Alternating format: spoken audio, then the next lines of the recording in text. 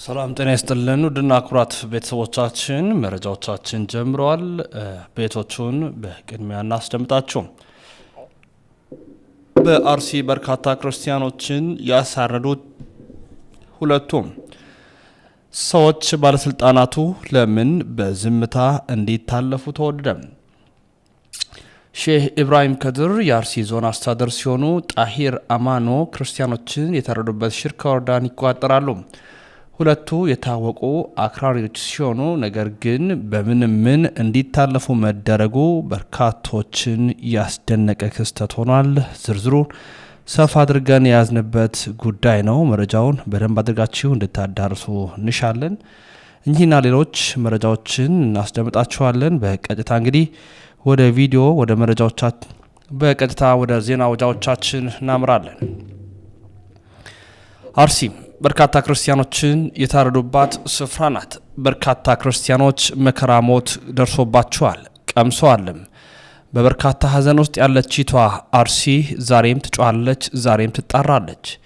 ዛሬም የድረሱልን ጮቶች ዛሬም የሚደመጡባት ይች የክርስቲያኖች ደሴት የነበረችቱ ኋላ ግን በበርካታ ጽንፈኛ ኃይላት መከራ ያልተለያት አርሲ ድምጿን ከፍ አድርጋ እያሰማችን ትገኛለች። በነዚህም በአርሲ ክርስቲያኖች ላይ የመጣ ያለውን መከራ በዝምታ እንዲታይና እንዲታለፍ የሚያደርጉት ደግሞ የትየለሌ ሆኖ ተገኝተዋል። ከነዚህ መካከል ሼህ ኢብራሂም ከድር የአርሲ ዞን ዋና አስተዳዳሪ ናቸው። ነገር ግን ምንም እንዳልተፈጠረ በዝምታ ነገሩን ያሳልፋሉ። የአርሲ መከራ ዛሬም እንደቀጠለ ነው።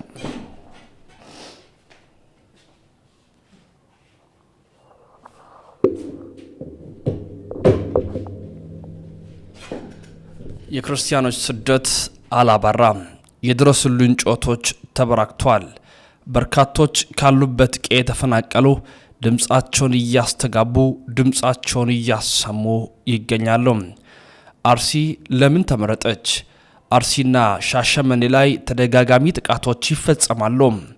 ይህ ከኢትዮጵያ ሁለቱ ቦታዎች በልዩነት ከኦሮሚያ ክልል ተመርጠው ለምን የሰማዕታት መንደር ሆኑም?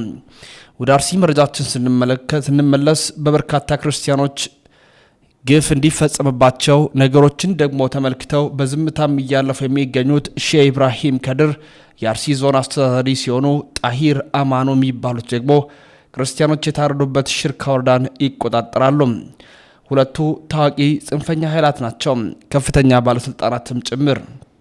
ነገር ግን ለምን ዝም አሉ? በዞኑ ባሉ መስጊዶች ውስጥ ክርስቲያኖችን መግደል ፈቃድ የተሰጠው እስኪመስል ድረስ ክርስቲያኖች ላይ ትኩረት የተደረጉ ጥቃቶች ይፈጸማሉ። ይባስ ብሎ ደግሞ በየሶሻል ሚዲያው ፍጹም ያለ ፍርሃት ተነስተው በርካቶች ክርስቲያኖችን ለማሳደድ ስለታቸውን አሱረው ተነስተዋል። ሴፋቸውንም ይዘው ወጥተዋል። ዱላቸውን ጨብጠዋል። ድንጋይ ለመወርወር ተዘጋጅተዋል። በቤተ ክርስቲያናችን ላይ ይህ ሁሉ ነገር እየመጣ ይገኛል። እንደምናስታውሰው ስለ እነዚህ ወገኖች ሁሉ መረጃ ለዓለም ለማሳወቅ ተባበርን። የኮንግረስ አባላትን ታዋቂ ዓለም አቀፍ ወንጌላውያንና ራሳቸውን ፕሬዚዳንት ትራምፕ ራሱ እልቂቱን እንዲሰሙ ተደረገ። ነገር ግን በዝምታ ታለፈ። የናይጄሪያው የክርስቲያኖች ፍጅትን ያስነሳ አይነት ውግዘት ኢትዮጵያ ላይ ማስደገም የሁሉም ግዴታ ነው በማለትም በርካቶች ድምጻቸውን አሰሙም። ከዚህ ጋር የተገናኘውን መረጃ እስኪናቅርብ ቢቢሲ ሆነ ሌሎች ዓለም አቀፍ የሚዲያ ተቋማት ትኩረት ሊያደርጉ የሚፈልጉባቸው ጉዳዮች እነሱ የሚጠቅሙ ብቻ መሆኑን አጤነው ነው። ከዚህ አንጻር ለተከታታይ 2 ወራት ከ58 በላይ ኦርቶዶክሳውያን ከተጨፈጨፉበት የአርሲ ክርስቲያኖች እልቂት በላይ በሚሊዮን የሚቆጠር ተከታይ ያላቸው የነ አዶናይ መታሰር ዜና መስራት ለእይታ ዕድል ይሰጣቸዋል። ስለዚህም አደረጉት። ሌላውና ዋናው ጉዳይ ዓለም አቀፍ ተቋማት የሆኑ መንግስታት ተጽዕኖ ከሌለ ለምን ስታልቅ አትውልም ጆሮ ሊሰጡ አይችሉም።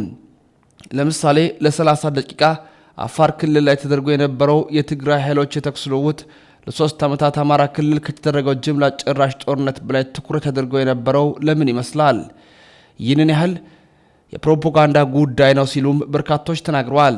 የቢቢሲ ዜና እንኳን ስታይ አዶናይን ጨምሮ የታሰሩት ፎቶ ላይ የመረጡት መንገድ እናም የዘገባው ግነት ያስገርማል።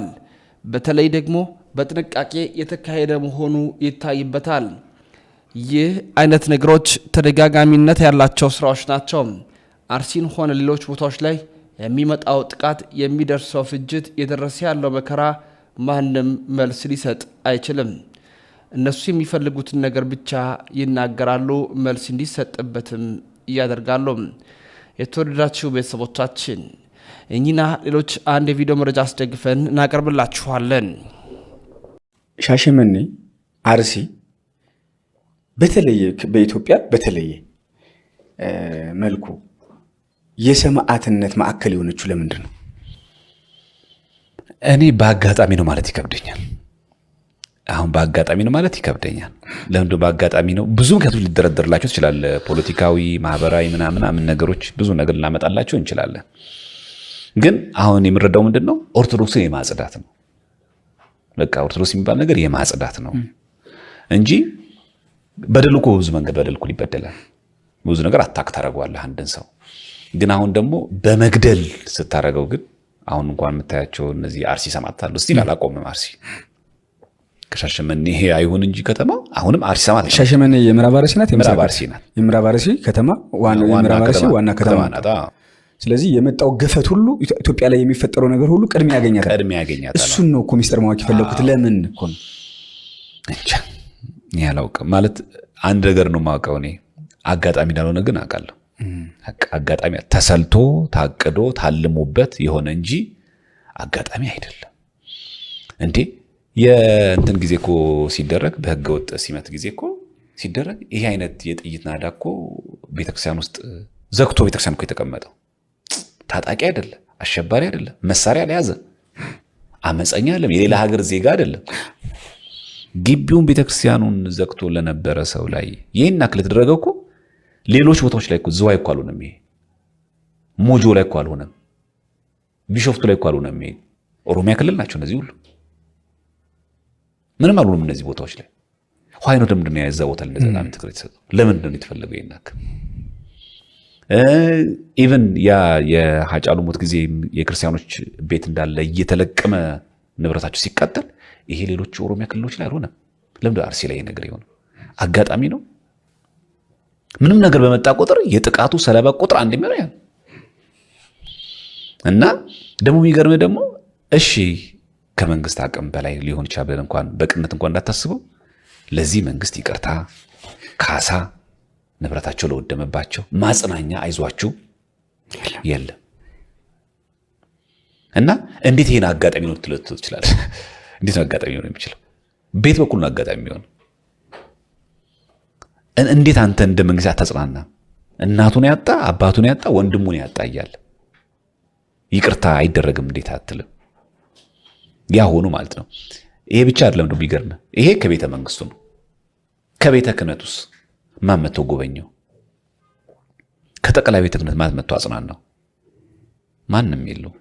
አይዟችሁ ተደጋግሞባችኋል፣ ይሄ መካ ደርሶባችኋል። አሁን ስቲል ሻሸመኔ ቅዱስ ሚካኤል አንገባም ይሉ አሉ። ቅጽ ግቢ ውስጥ በደም የጨቀየውን ሳይባረክ ፓትርያርኩ ቅዱስነታቸው መጥቶ ካልባረኩት አልገባም የሚል ሰው አለ። አሁንም ከውጭ ቆሞ የሚያስቀድስ ሰው አለ።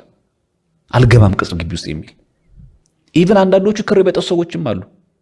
አንተ ሚካኤል ካለ ይሄን ተአምርን ካላሳየ እኔ አልገባም አንተ ቅጽ ግቢ የሚል አለ።